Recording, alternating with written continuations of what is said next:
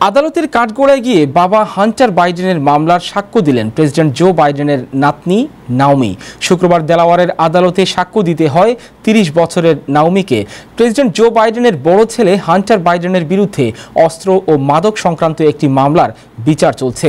মামলার শুনানিতে শুক্রবার প্রত্যক্ষদর্শী হিসেবে সাক্ষ্য দিতে যান হান্টার কন্যা নাওমি।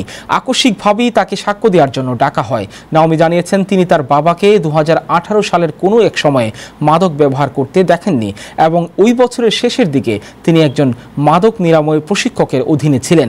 অবশ্য নাওমি স্বীকার করেছেন ২০১৫ সালে ক্যান্সারে আক্রান্ত হয়ে তার চাচা বিউ এর মৃত্যুর পর তিনি প্রথম তার বাবাকে ড্রাগ ব্যবহার করতে দেখেছেন।